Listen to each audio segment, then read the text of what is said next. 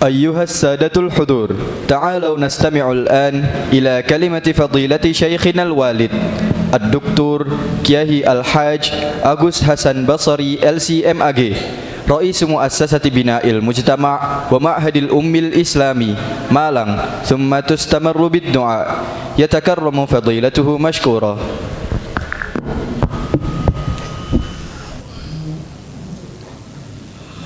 Assalamualaikum warahmatullahi wabarakatuh.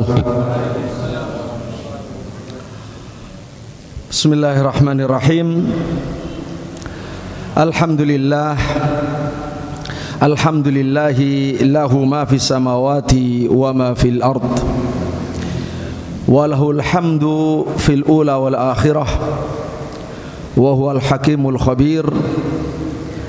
Ahmaduhu ta'ala hamdan wa ashkuruhu hamdas syakirin adz-dzakirin, wa asyhadu an la ilaha illallah wahdahu la syarikalah, wa asyhadu anna nabiyyana Muhammadan abduhu wa rasuluh sallallahu alaihi wa ala alihi azwajihi wa dzurriyyatihi wa sahabatihi wa tabi'in wa man tabi'ahum bi ihsan ila yaumiddin, amma ba'du.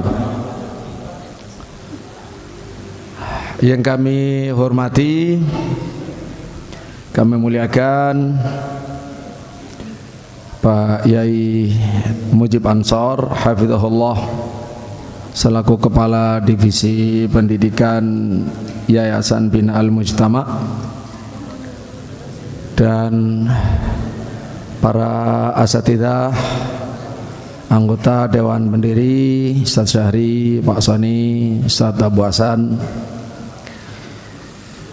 Yang kami hormati Pak Yai Muhammad Syuaib Al-Faiz hafizahullah selaku Mudir Pesantren Putra, dan Ibu Nyai Sumayyah hafizahullah selaku Mudirah Pesantren Putri, dan kepada Kepala Sekolah Madrasah Aliyah Al-Um Ustadz Wahid hafizahullah, kemudian juga kepada wakilnya, wakil kepala sekolah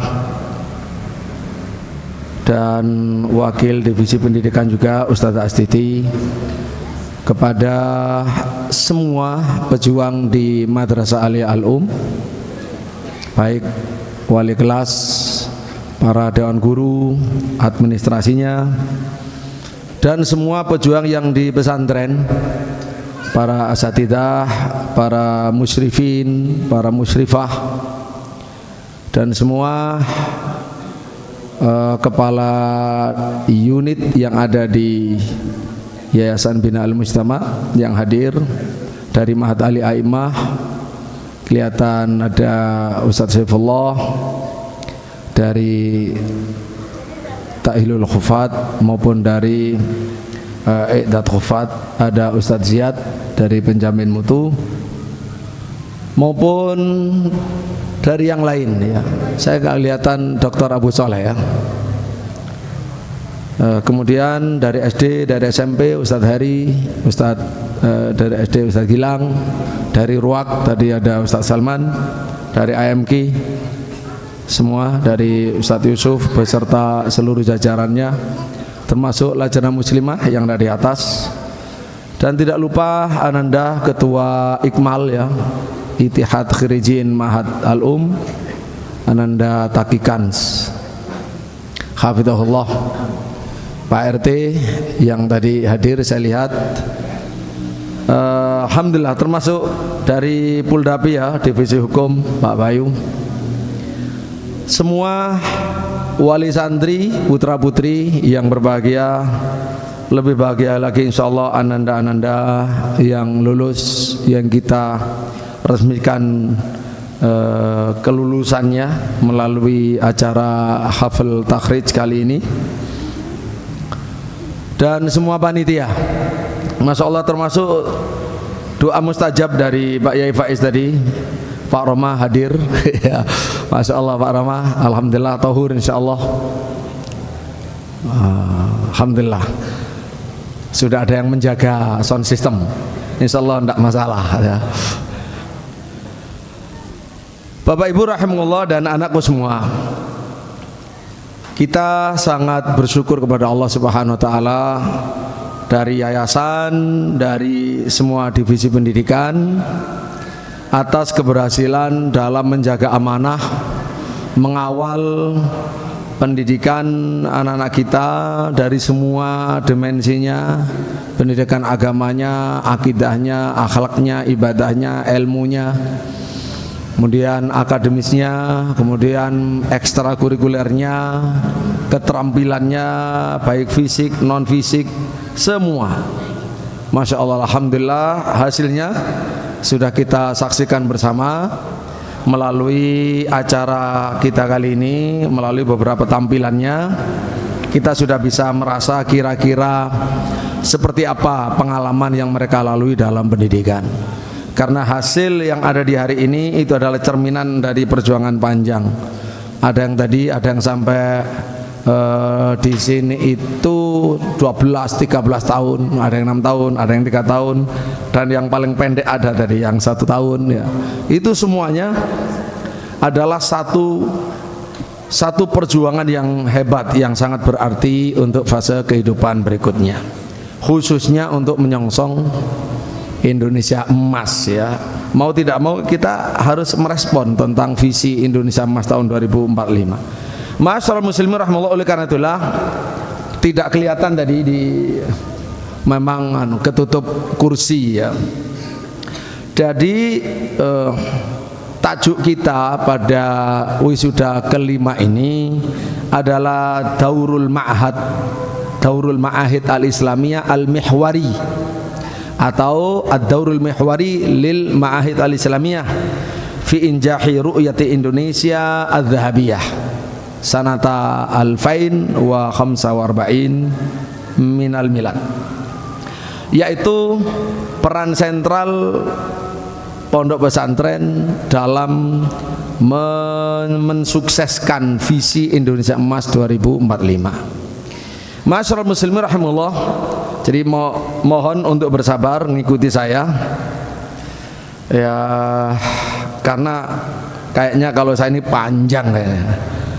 Saya kasih tahu dulu supaya nggak ngantuk ya, sepertinya panjang ini. Dan ini penting melengkapi dari yang tadi. Kalau tadi semuanya adalah detail, mikro begitu, sekarang ini makro. Para hadirin, Bapak Ibu, anakku semua, kita tahu bahwa visi Indonesia Emas 2045 adalah satu gagasan untuk menjadikan Indonesia ini sebagai negara yang berdaulat begitu.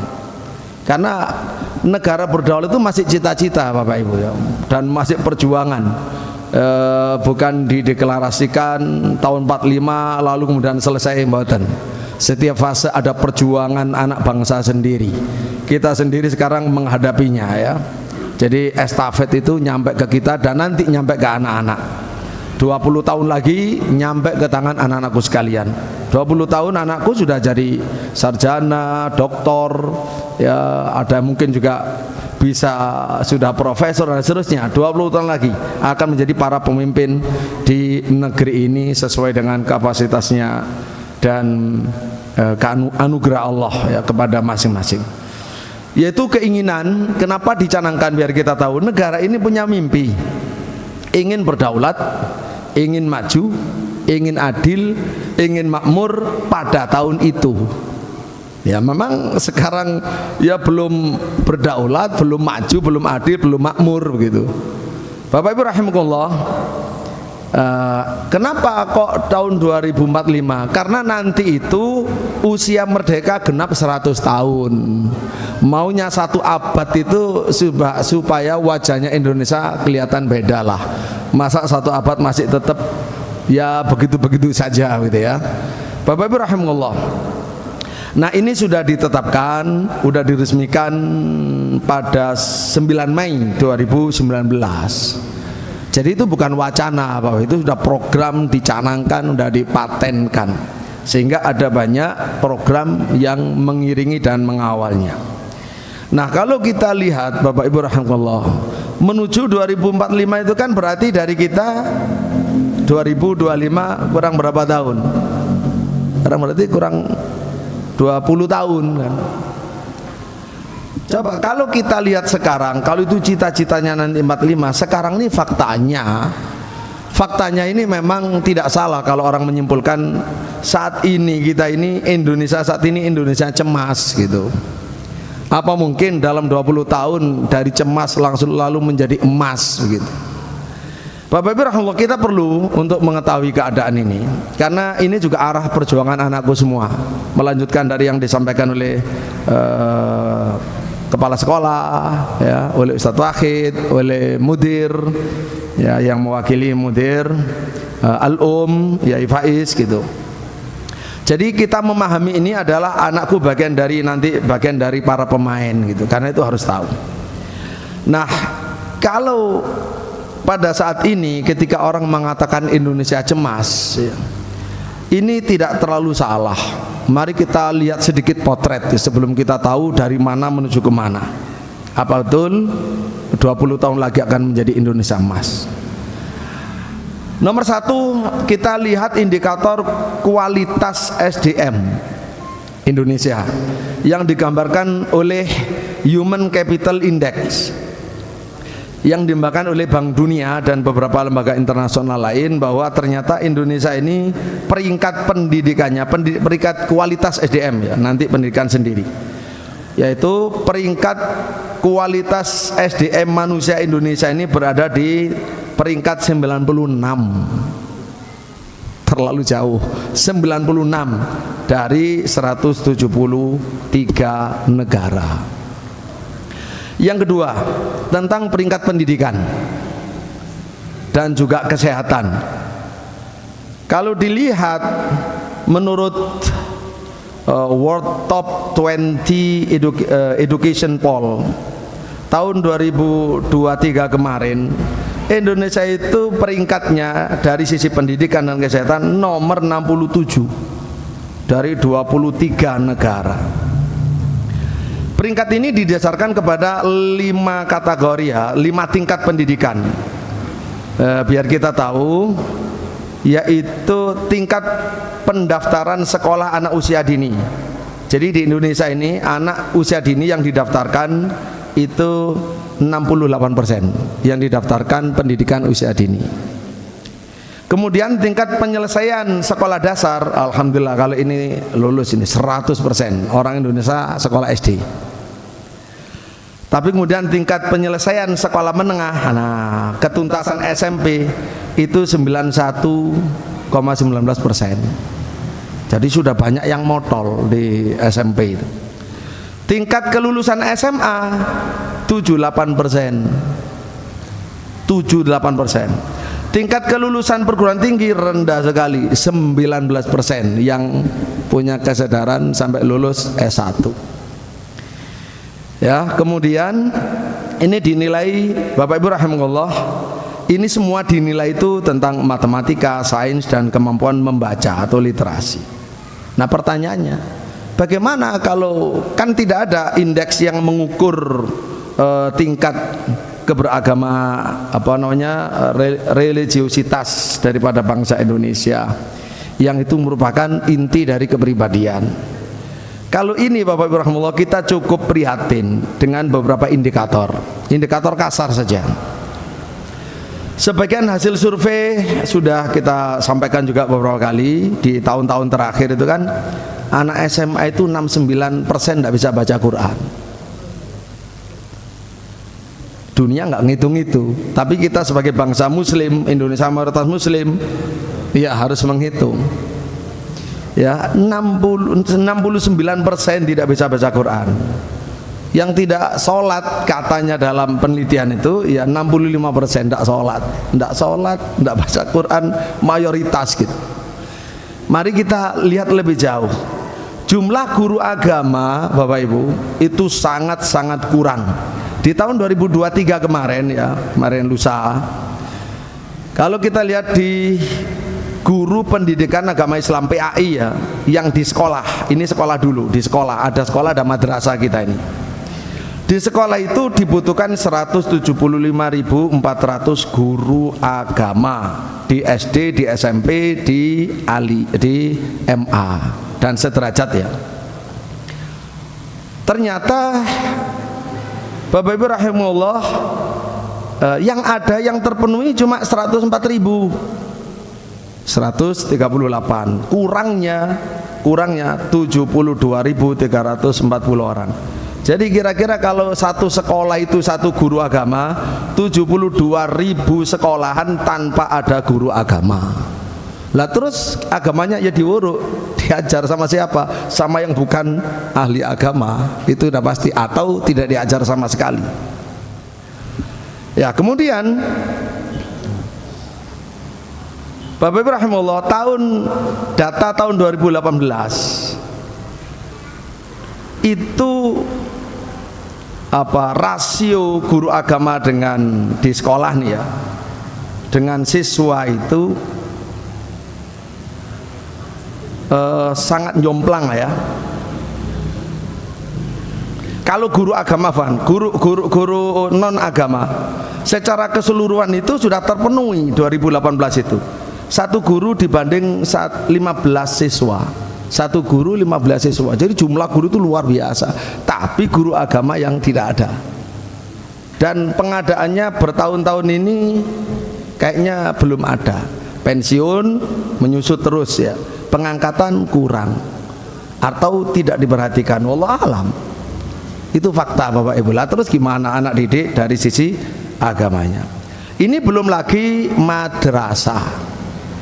Belum lagi kebutuhan guru di madrasah, madrasah ibtidaiyah, madrasah sanawiyah, madrasah aliyah begitu.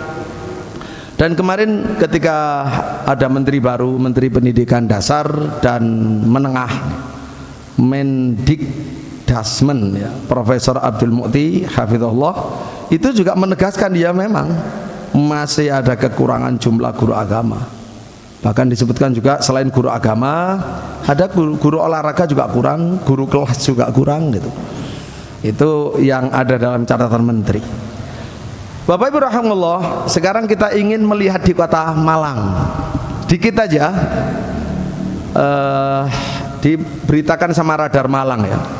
Jumlah guru pendidikan agama di kota Malang ini tahun 2024 yang tercatat guru PAI di kota Malang yang tercatat hanya 77 guru yang ditugaskan mengajar di jenjang SD. Kita SD saja ini ya, 77 guru di SD sekota Malang. SD sekota Malang itu ada 195 SD alias 118 SD tidak punya guru agama.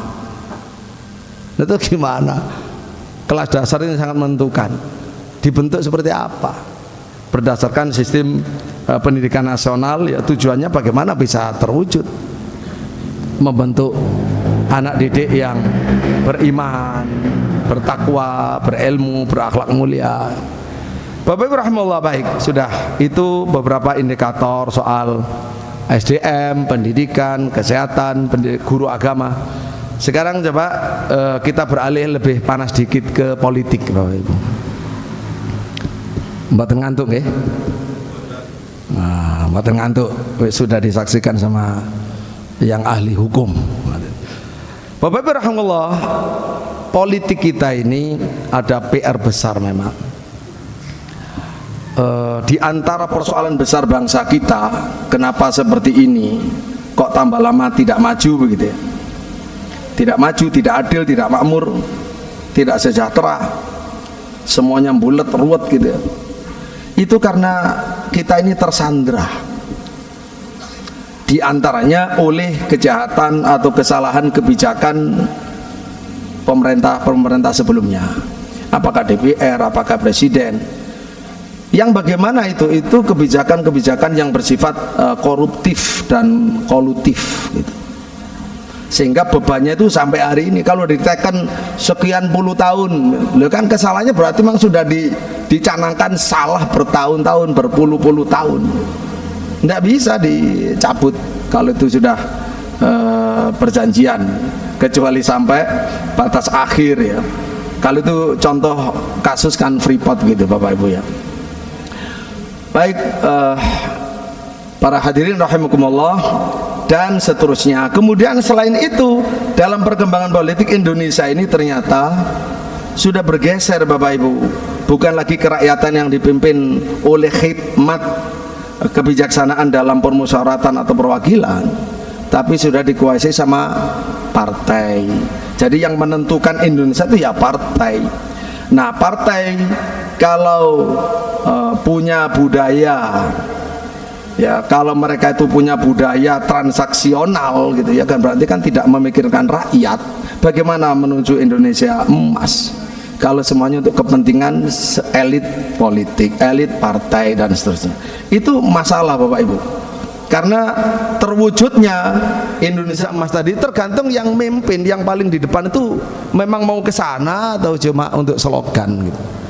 Bapak Ibu rahimahullah. Nah, secara hakiki bagaimana ini ancamannya hari ini? Ada 4 dis namanya. Ada 4 dis Bapak Ibu. Ini fakta. Pertama, disorientasi penegakan hukum. Ini Pak ahli hukum. Kalau ada satu kasus kok ditangani bulet-bulet gak mari-mari, sederhana kok menjadi ruwet gitu ya, itu berarti disorientasi penegakan hukum. Kalau sudah terjadi disorientasi penegakan hukum, apa akibatnya? Melahirkan dis yang kedua, distrust terhadap penegak hukum dan penyelenggara negara. Yang memimpin kita semua itu nggak percaya. Kalau sudah tidak percaya, itu bisa berlanjut. Kalau tidak bisa diatasi, bisa disobedient, itu pembangkangan. Kalau sudah yang ketiga disobedient, maka ada yang keempat, disintegrasi. Nah, itu negara pecah jadinya. Ini biar kita tahu ya, begitu itu sunatullah dalam setiap negara. Kalau negara pecah itu pasti ada sebabnya sebelumnya.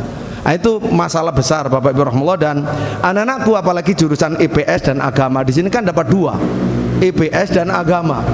Agama dari pesantren. Ya kalau ini sama-sama kuat ya, kalian calon pemimpin, calon pemerhati, calon DPR, calon baik eksekutif, legislatif atau yudikatifnya, atau calon wartawan, peneliti, dokter macam-macam ya. Ya ini harus tahu seperti ini anak sekalian. Baik. Kemudian jadi intinya itu berarti kita ini menghadapi juga namanya krisis kepemimpinan. Ya, kepemimpinan orang soleh. Itu yang krisis. Kepemimpinan orang soleh itu sulit kita menemukan pemimpin soleh yang amanah, berjuang untuk rakyat. Ya, berjuang untuk rakyat, untuk cita-cita bernegara, berbangsa.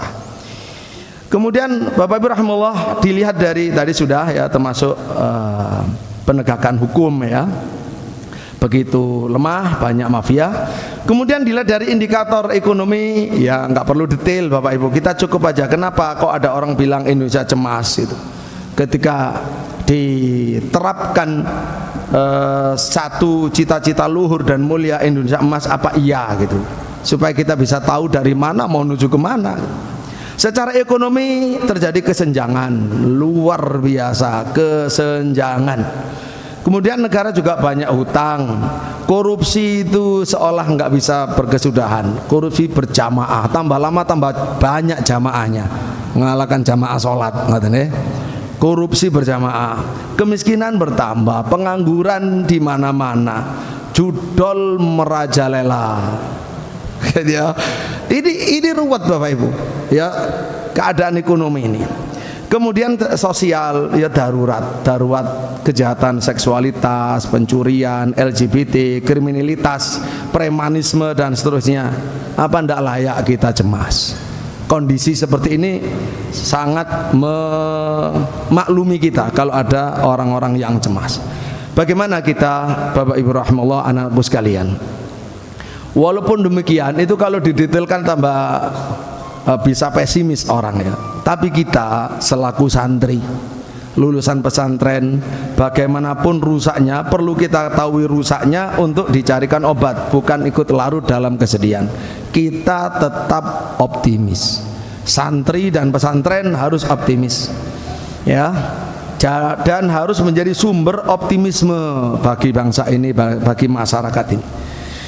Dengan menjadikan, misalnya, ini perlu mengenal anak-anakku, silakan nanti diteliti ya.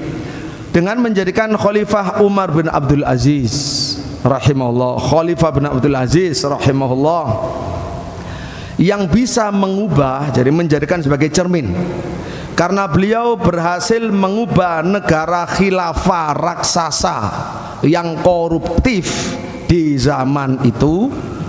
Bagaimana enggak kita bilang negara khilafah raksasa? Karena wilayah yang dulu dipimpin oleh beliau sekarang menjadi 47 negara. Jadi beliau itu memimpin 47 negara kalau zaman sekarang. Negara besar, korupsinya luar biasa, subhanallah. Karena beliau beriman, bertakwa, berilmu, dan merasa bahwa amanah menjabat bukan kepada orang yang ngangkat saja, kepada Allah sebelum yang lain. Beliau bisa bisa membalikkan, seperti membalikkan tangan gitu ya, menjadi negara yang adil, makmur, berdaulat, aman, sentosa seperti zaman Khulafaur Rasyidin, hanya dalam waktu sangat-sangat singkat, hanya dalam waktu 2,5 tahun saja, cuma 2,5 tahun. Negara itu bisa sampai ditawari siapa yang belum menikah, ini ada uang untuk menikah, sudah nggak terima, sampai seperti itu. Di zaman itu semua sudah tercukupi dari negara yang koruptif tadi itu, yang rakyat itu sengsara. Jamaah sekalian rahimakumullah, jadi beliau itu ya menerima menjabat mulai tahun 99 Hijriah, 99 Hijriah, dibaiat oleh Sulaiman bin Abdul Malik ya, Raja Sulaiman bin Abdul Malik. Dia adalah ponaan, beliau adalah pamannya. Nah, Umar bin Abdul Aziz ini, Bapak rahimahullah, adalah keponakannya. Ma'asyiral muslimin rahimahullah, jadi di dalam masa yang sangat-sangat singkat, hanya 2,5 tahun, sekali lagi beliau bisa berhasil. Itu gimana? Itu kan seperti mustahil ya, 47 negara. Nah di kita sudah 5 tahun masih minta dua periode, masih minta 3 periode, ya gak mari-mari tambah bulat gitu kan. Jadi masalahnya bukan berarti waktu, masalahnya adalah orangnya mampu apa tidak, punya kapasitas apa tidak. Karena kalau tidak mampu ya nggak mungkin dikasih 100 tahun ya tambah remek gitu. Jadi Bapak Ibu rahimahullah, ini penting sekali anakku sekalian untuk bisa meneliti ini. Baik, kalau kalian ada di hukum, nanti ada di fakultas hukum, belajar tentang ini. Kok bisa itu? Bagaimana penerapan hukum zaman beliau? Kalau di bidang administrasi juga kok bisa? Manajemen kok bisa? Ini penting karena masih kurang yang menggali dalam kajian akademis. Kurang ya, orang kebanyakan ke barat padahal muslim, tapi tidak mengenal pemerintahan Islam yang hebat, yang mustahil negara lain punya seperti ini. Masalah muslim, kalau Umar bin Abdul Aziz itu, ibunya itu adalah cucunya Umar bin Khattab radhiyallahu anhu, Ummu Asim Laila binti Asim bin Umar bin Khattab ya, ibunya itu Laila binti Asim bin Umar bin Khattab, itu ibunya. Kalau bapaknya Abdul Aziz bin Marwan bin Hakam bin Abil As, ya keturunan sahabat. Ma'asyiral muslimin rahimahullah. Nah, kita kembali ke peran pesantren, peran sentral pesantren. Bentar, ini saya lihat, saya ukur jamnya apa. Visi Indonesia Emas tahun 2045 itu dibangun berdasarkan 4 pilar, sudah dicanangkan sama pemerintah. Ya, ada satu namanya pilar pembangunan manusia serta penguasaan ilmu, pengetahuan dan teknologi. Ini nomor 1. Nomor 2 pembangunan ekonomi berkelanjutan. Nomor 3 pemerataan pembangunan. Nomor 4 pemantapan ketahanan nasional dan tata kelola kepemerintahan. Ini masya Allah luar biasa Bapak Ibu. Pokoknya kalau teori dan konsep ini cukup. Tetapi nanti masalahnya di mana? Di SDM. Jadi kita pesantren Bapak Ibu rahimahullah itu perannya mensukseskan yang pertama, ya berkontribusi di pilar pertama, pilar pembangunan manusia serta penguasaan ilmu pengetahuan dan teknologi ya. Semua orang insya Allah sepakat bahwa yang diperlukan dalam membangun Indonesia berdaulat, adil, makmur tadi itu adalah manusia yang beriman, bertakwa kepada Allah yang Maha Esa dan berakhlak mulia, sehat, berilmu. Itu sudah pasti. Sehat, berilmu, kreatif, mandiri, menjadi warga negara yang bertanggung jawab, itu sudah pasti. Nah itu Bapak Ibu rahimakumullah, itulah letaknya pesantren. Karena kita bicara pesantren, maka kita bicara belajar dari Kiai Haji Abdul Wahab Hasbullah rahimahullah. Beliau itu adalah gurunya guru saya. Guru saya adalah Kiai Haji Muhammad Swaifi Abdul Razak, pendiri Pondok Pesantren Darul Ulum Bangil. Nah ternyata nama itu juga diambil dari pesantren gurunya. Kiai Haji Abdul Wahab Hasbullah itu mendirikan pesantren di Peterongan Rejosoy Jombang itu dengan nama Darul Ulum, dan yai saya belajar ke sana. Kebetulan selain guru juga ternyata itu paman dari siapa? Istri Kiai Haji Abdul Wahab Hasbullah itu yang dari Bangil, namanya Nyai Sakdiah, itu masih bibinya Yai Muhammad Swaifi Abdul Razak. Jadi beliau berguru kepada sekaligus pamannya ya, kepada gurunya Kiai Haji Abdul Wahab Hasbullah sekaligus paman ya. Hadirin rahimahullah dan anakku sekalian, begini yang kita pelajari dari beliau itu. Beliau kan sudah diangkat jadi pahlawan nasional ya. Sudah diangkat, dinobatkan jadi pahlawan nasional. Maka tentu saja ada hal-hal yang perlu diambil gitu, pelajaran dari pahlawan nasional ini sekaligus kiai dari kaum santri. Beliau bilang begini, Indonesia adalah potongan surga yang diturunkan ke bumi. Namun agar Indonesia tetap terlihat indah, maka harus diurus dengan hati yang indah dan budi pekerti yang indah, yang disebut akhlakul karimah. Apa yang beliau katakan itu betul, dan ini yang sedang hilang dari negeri kita. Negeri Indonesia yang indah ini, kaya, luas, indah, harus diurus oleh orang yang indah pula, hatinya indah, budi pekertinya indah.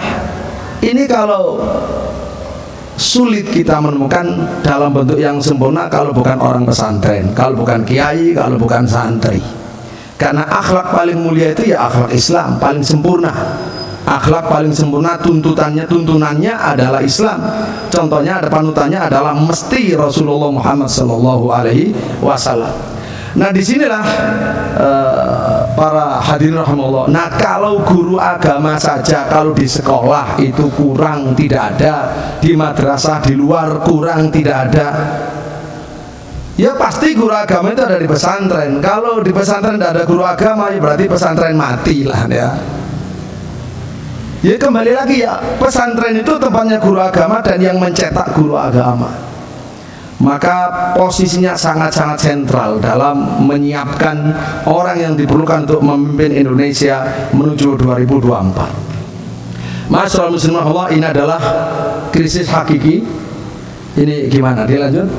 Saya bisa 1 jam ya, tapi nggak mungkin, karena ini tidak boleh nabrak zuhur. Tidak boleh nabrak zuhur ya. Kalau beliau sedang menuju ke sini atau tidak? Sedang. Oh ngaten. Oh masya Allah. Selamat nggih Pak Pengawas, Bu Pengawas yang ada di atas nggih. Alhamdulillah. Baik, kalau begitu saya lanjutkan dulu Bapak Ibu. Insya Allah manfaat nggih. Manfaat. Dilanjut. Silakan diminum yang ada, kalau enggak minta sama panitia. Ya, kalau sudah habis minta sama panitia, misalkan minta minum lagi.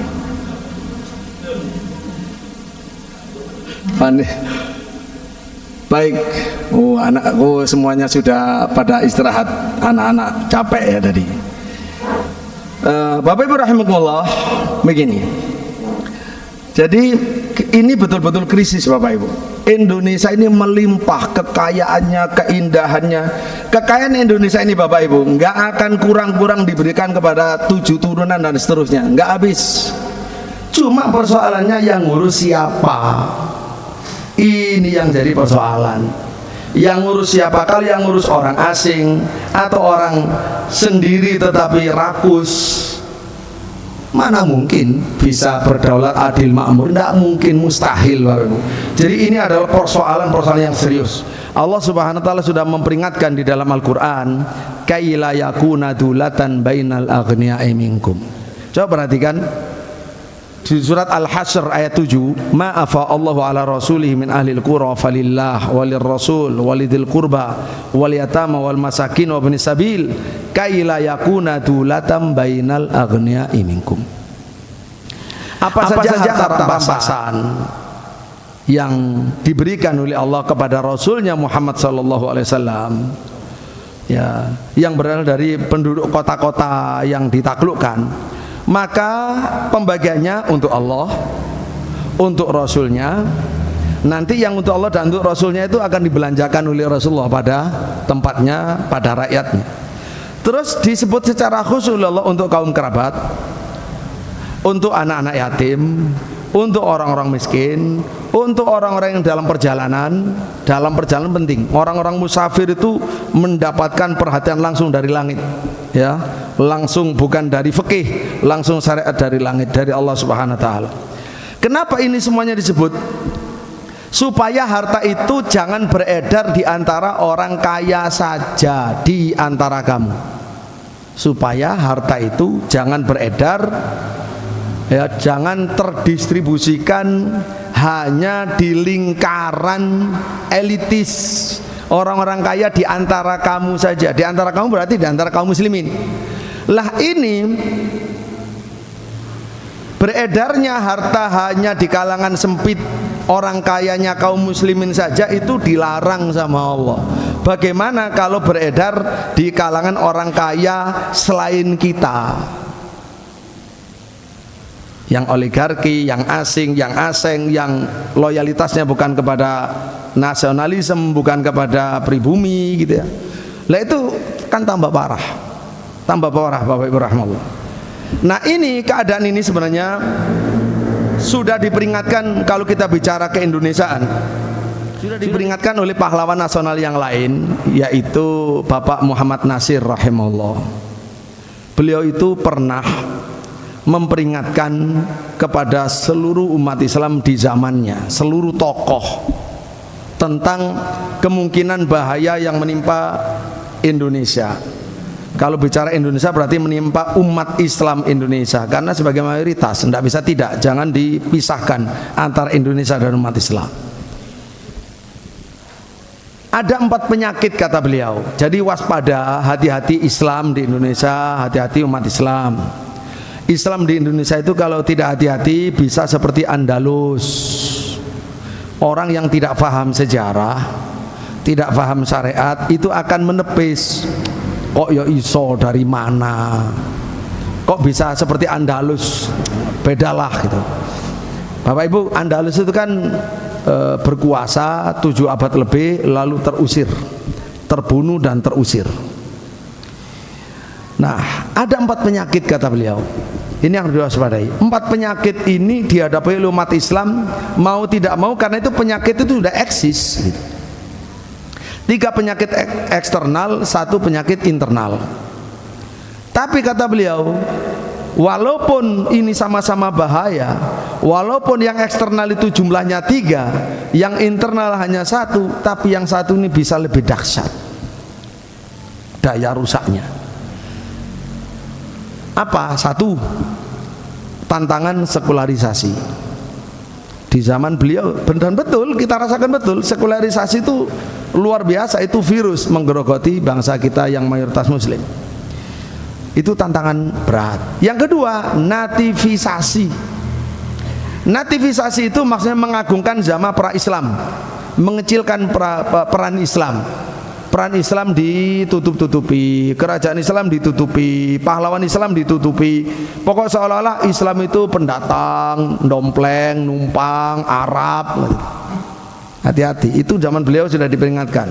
Ini anakku, silakan nanti masuk memilih jurusan sejarah apa saja, jangan lupa semuanya santri yang ahli di bidang macam-macam tadi itu.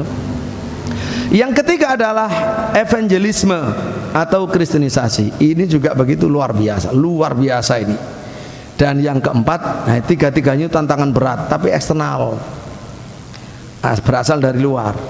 Ini yang internal, ini yang lebih berat. Apa itu? Beliau menggunakan istilah santri, tidak menggunakan istilah Latin, Inggris dan seterusnya. Menggunakan yang keempat adalah hubbud dunia. Hubbud dunia dari para umara, ulama, ya zu'ama, dari para petinggi, pemimpin, penyelenggara, penanggung jawab, penerima amanah. Nah kalau itu sudah hubbud dunia, rusak Bapak Ibu. Dulu Andalusia itu hancur karena hubbud dunia. Bagaimana seorang raja muslim, kan di sana akan terakhir kan diakhiri dengan namanya Tawaif. Tawaif itu pecah belah. Persis Indonesia juga dibelah-belah Bapak Ibu. Jadi cuma bukan dalam bentuk kerajaan di sini kan. Kalau sana bentuk kerajaan, jadi muluk Tawaif. Untuk bisa mempertahankan kursinya, seorang raja muslim di sana rela meminta bantuan, melakukan persekutuan dengan raja kafir. Ayo raja kafir, kamu bantu aku, kamu bunuh itu kerajaan muslim tetanggaku itu, kamu nanti tak kasih wilayah. Begitu.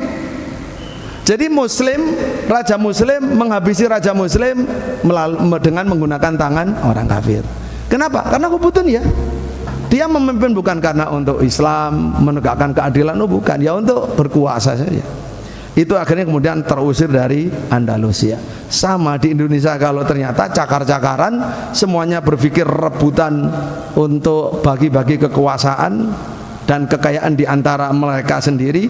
Itulah yang kita saksikan. Yang di zaman mungkin ada kemiripan kalau dengan zaman 62, 63, terus 65. Karena ada yang membahasakan juga sekarang ini menurut saksi sejarah Indonesia sudah seperti tahun 1962, 1965. Situasinya mirip. Ya, situasinya mirip. Artinya sangat mengkhawatirkan. Nah, Bapak Ibu rahimakumullah, Rasulullah SAW jauh-jauh hari menyampaikan, dan ini Pak Muhammad Nasir, kayak beliau itu termasuk langka, politisi muslim yang cinta ulama, ahli ngaji, ya, punya wawasan keislaman itu, ya, punya prinsip keislaman itu yang langka kita ini ya. Yang ada itu pokoknya transaksional, kayak dagang semua itu ya, pengusaha jadi pedagang, pengusaha jadi penguasa, ya klop sudah gitu. Jadi Nabi mengatakan dalam hadis yang sangat masyhur, hadis sahih Abu Dawud, tentang hampir saja akan datang mengenai kalian satu zaman, kalian itu akan menjadi rebutan, ya, akan menjadi buraan, rebutan dari umat-umat yang lain. Indonesia ini rebutan Bapak Ibu. Ya semuanya, siapa yang tidak melirik Indonesia yang kaya raya, ya, yang semua kebutuhan dunia itu ada di Indonesia ya. Jangan pernah sampean, kita kan mayoritas loh. Andalusia itu mayoritas yang mimpin 8 abad, kurang apa aja Pak. Tapi kalau berakhir dengan begitu tadi, karakternya Bapak Ibu, hubbud dunia, tidak bisa. Kata Nabi SAW, ya, kalian akan datang masanya, kalian itu akan dikeroyok, dimakan oleh banyak orang, banyak musuh, seperti hidangan yang dinampan dikeroyok banyak orang. Para sahabat bertanya, ya Rasulullah, apakah saat itu kami sedikit jumlahnya? Oh tidak, kalian banyak. Tapi banyaknya seperti air buih, tak punya makna. Banyak jumlah saja, tidak punya peran, karena tidak punya prinsip. Ya. Kemudian terus bagaimana? Nah, kondisinya kalian rasa gentar yang tadinya ada di hati orang kafir, yang takut dan gentar kepada orang Islam, itu dicabut oleh Allah. ganti kalian yang gentar kepada orang kafir. Loh, kenapa kok bisa gitu? Terus kata Nabi, hubbud dunya wa karahatul maut. Itu semua ada penyakit bersarang di hati kalian, di hati para pemimpin, cinta dunia dan takut mati. Cinta dunia dan takut mati. Bapak Ibu rahimahullah, ini luar biasa, ini fakta yang kita saksikan. Sehingga bagaimana korupsi triliunan itu enggak masuk akal ya. Tidak masuk akal. Ya, rakus memang tidak ada batasnya Bapak Ibu. Maka kembali ke peran pesantren. Peran pesantren di dalam mewujudkan tadi 20 tahun lagi Indonesia emas itu seperti apa? Ya memang sebenarnya pesantren yang terdepan dalam melahirkan para pemimpin pemimpin bangsa atau umat atau masyarakat yang bisa diamanai untuk bisa menuju ke sana, bisa memegang amanah gitu. Itu harapannya ya. Nah, kalau kita lihat Indonesia kan jumlah pesantren itu insya Allah kalau sekarang sih lebih dari 40.000 pesantren. Kalau di Kemenak itu ya 2 tahun lalu ya, itu yang tercatat saja 39.551 pesantren yang tercatat di Kemenak 2 tahun yang lalu begitu. Dengan yang tidak tercatat ya tambah banyak. Jumlah santri 4,9 juta 2 tahun yang lalu. Ya bisa lebih dari baik, barakallahu fikum, 5 juta. Nah, kalau orang yang Masya Allah di 40 lembaga pesantren dan 5 juta dari para santrinya ini semuanya memang dia melaksanakan pendidikan yang Islamiyah, yang kafah sesuai dengan kebutuhan zaman ya. Ya tentu 20 tahun itu cukup untuk bisa mewujudkan Indonesia emas. Apalagi kalau punya cita-cita seperti Umar bin Abdul Aziz rahimahullah ya. Umar bin Abdul Aziz itu bukan prosesnya panjang, dia mencari ilmu mulai kecil. Dia itu proses mencari panjang, proses pengalaman panjang. Nah, ngatasi persoalan yang besar itu hanya dalam 2,5 tahun. Nah, inilah 20 tahun ini harus betul-betul dimanfaatkan. Kalau yang terkenal di kalangan tradisional, saya di pesantren dulu sudah paham, ada kalimat hikmah begini. Kalimat hikmah, qiwamud dunya bi arba'ati asya, yaitu tegaknya dunia itu karena 4 hal Bapak Ibu. Ilmul ulama, ilmunya ulama. Wa adlul umara, keadilannya para umara. Wa sakhaul aghniya, dan kedermawanannya orang-orang kaya. Wa du'aul fuqara, dan jangan lupa doa-doanya orang-orang fakir. Jadi 4 komponen ini, ulama yang amilin, umara yang adil, dan agniya yang dermawan, serta orang-orang fakir yang ahli mendoakan pemimpinnya, ulamanya, orang kayanya. Jadi intinya ulama ya yang mengamalkan, umara yang adil, orang kaya yang dermawan, orang melarat yang ahli berdoa. Ya ini semuanya santri semua, harus punya sifat santri, basic santri Bapak Ibu rahimahullah. Agar maka saya kepingin ya, jadi para santri semuanya melanjutkan semangat perjuangan ini yang tentu saja harus didasarkan karena Allah, kemudian karena mengikuti syariat Rasulullah SAW, dan karena kebutuhan bangsa kita. Karena kebutuhan bangsa kita tidak bisa ya menjalankan program.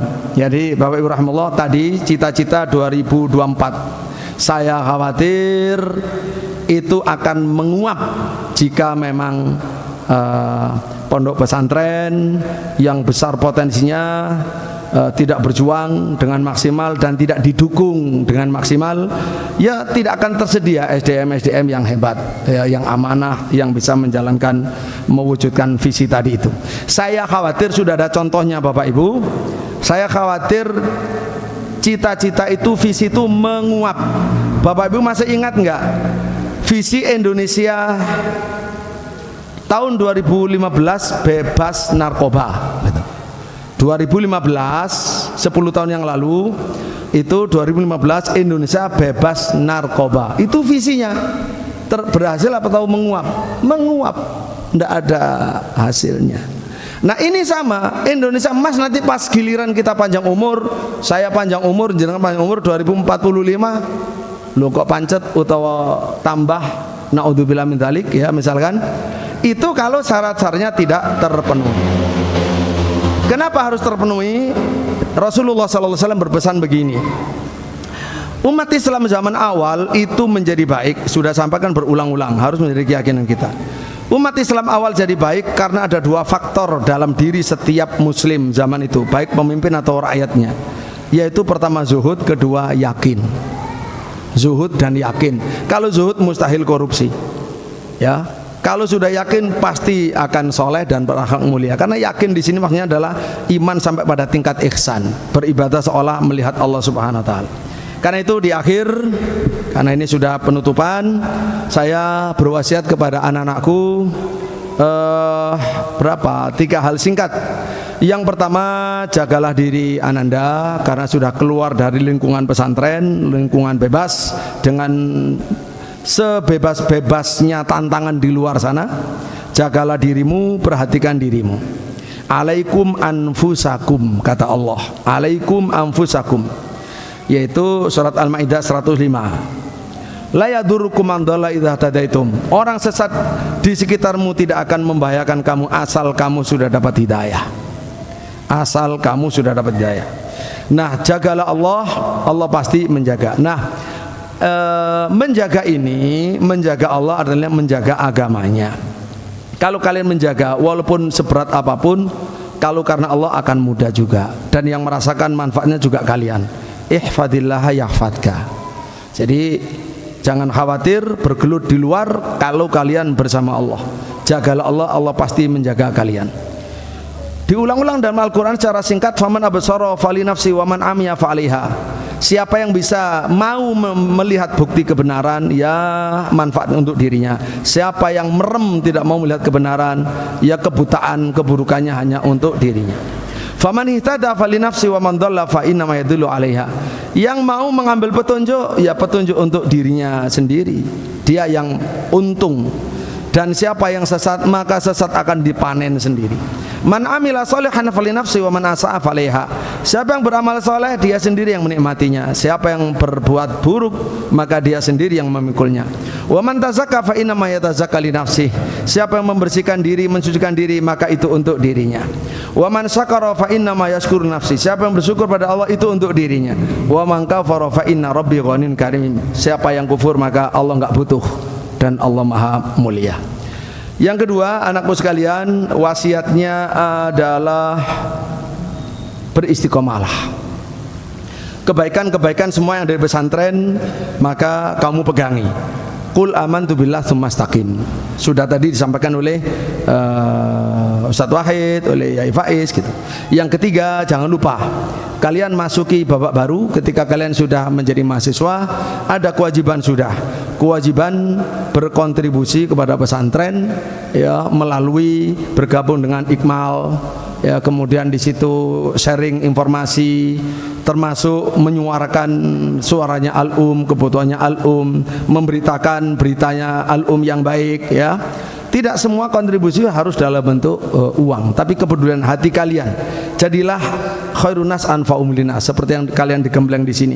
Dan itu bagian dari prestasi, bagian dari adab dan prestasi. Jadi adab dan prestasi itu sepanjang hayat, bukan hanya saat menjadi santri. Setelah lulus dari santri ini, dari santri yang mondok di sini, kalian menjadi santri yang berada di luar sana, maka tetap beradab dan berprestasi.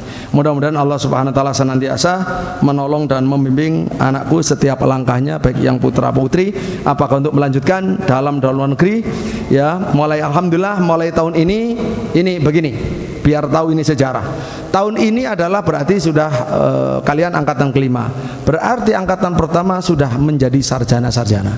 Insya Allah akhir bulan Juni ini saya akan menghadiri 4 orang sarjana, insya Allah terbaik, generasi terbaik. Yang pertama 4 orang putri, termasuk Ananda Aisyah dan teman-temannya, ada Azza, ada Aisyah Kamil, ada Nuha. Itu adalah S1 jurusan Al-Quran, tafsir dan ulumul Quran, ya. dan mereka semua orang-orang hebat, Qurannya, hafalannya, bahasa Arabnya, ilmunya, semuanya. Dan apa yang mereka dulu dari betul-betul dikembangkan di luar dan menjadi inspirasi bagi yang lain. Begitu pula yang lain. Yang penting generasi pertama, angkatan pertama sudah akan menjadi sarjana semua. Saya belum punya data, silakan nanti dicari datanya yang sudah mau S1 mana. Yang di Mesir 2 orang itu sudah waktunya lulus atau masih kurang setahun dan seterusnya ya. Termasuk yang di Surabaya yang bahasa Arab yang akan kembali ke Jadi mereka yang sarjana itu akan kembali ke tapi kecuali yang pengabdian. Baik, kemudian juga yang berikutnya adalah yang tahun kemarin insya Allah ini daftar ke Medina karena sudah terakreditasi. Mudah-mudahan 3 orang minimal itu diterima. Kalau ada lagi yang lain untuk kita daftarkan, coba kita usahakan kita daftarkan ke Medina dan ke yang lain begitu. Dan yang lulus sekarang saya harap untuk anakku siap-siap ya, persiapan. Ada yang sudah diterima di Libya. 3 yang daftar saya belum dapat informasi. Insya Allah 3-3-nya bisa diterima ya. Itu adalah bagian dari kelanjutan dan persiapan. Khususnya yang ya 5 besar, 6 besar apa, silakan. Nanti belajar dulu, menyiapkan berkas, tahun depan bisa kita daftarkan di Saudi Arabia. Kalau di Saudi kan memang favorit, kalau di luar Saudi ya bisa ya. Kalau di Yordan ya siap, di Pakistan siap, di Sudan masih belum kondusif dan lain sebagainya. Bapak Ibu rahimahullah, kiranya cukup dari saya. Ini berarti saya tutup dengan doa atau tanpa doa? Dengan doa berarti. Baik, alhamdulillah Bapak Ibu rahimahullah sudah selesai kita, dan saya harap nanti ya ketika adzan, salat kemudian baru kalau perlu dilanjutkan setelah itu foto-fotonya apa-apanya. Baik, doa singkat insyaallah taala. Allahumma shalli ala Muhammad wa ala ali Muhammad kama shallaita ala Ibrahim wa ala ali Ibrahim wa barik ala Muhammad wa ala ali Muhammad kama barakta ala Ibrahim wa ala ali Ibrahim fil alamin innaka Hamidum Majid walhamdulillahi rabbil alamin. Allahumma taqabbal minna innaka antas samiul alim wa tub alaina innaka antat tawwabur rahim. Allahumma barik lana fina wa fi muassasatina wa fi ma'ahidina wa fi masajidina wa fi madarisina wa fi asatidatina wa fi tullabina wa fi talibatina wa fi usarina wa jami' mansubina wa jami' man ya'malu ma'ana wa usarina wa usarihim ya arhamar rahimin. Allahumma barik lana fina wa fihim wa fi dzurriyyatina wa fi dzurriyyatihim. Allahumma ista'milna wa la tastabdilna. Allahumma ista'milna fi ta'atik fi sabilik wa la tastabdilna. Allahumma ista'milna wa la tastabdilna. Allahumma rabbana a'inna wa la tu'in alaina wansurna wa la tansur alaina wamkur lana wa la tamkur alaina wahdina wa yassir huda ilaina wansurna ala man bagha alaina. Allahumma ja'alna laka syakirin laka dhakirin laka rahibin laka mitwa'in ilaika mukhbitin aw munibin. Rabbi taqabbal taubatana waghsil haubatana wajib da'watana wa thabbit hujjatana wahdi qulubana wa saddid alsinatana waslul sakhimata qulubina. Allahumma a'izz al-islam wal muslimin. Allahumma adil al-kufra wal kafirin innaka ala kulli syai'in qadir. Allahumma inna nas'aluka an taghfira lana ma qaddamna wa ma akharna wa ma asrarna wa ma a'lana wa ma anta a'lamu bihi minna ma anta al-muqaddim wa anta al-mu'akhir la ilaha illa ant. Allahumma aslih akhwala tullabina akhwala khirrijin min ma'hadina wa madarisina. Allahumma aslih ahwalana wa ahwala tullab jami'an wa ahwalal muslimin jami'an. Allahumma ansur dinak wa kitabak wa sunnata nabiyyik. Allahumma adhir dinak alladhi irtadaitahu li nafsik ala dini kulli walau karihal musyrikun. Allahumma rabbana atina fid dunya hasanah wa fil akhirati hasanah wa qina adzaban nar. Wa sallallahu ala nabiyina Muhammad alhamdulillahi rabbil alamin. Assalamualaikum warahmatullahi wabarakatuh. Al-Um TV, Samudra Ilmu, Selaksa Hikmah.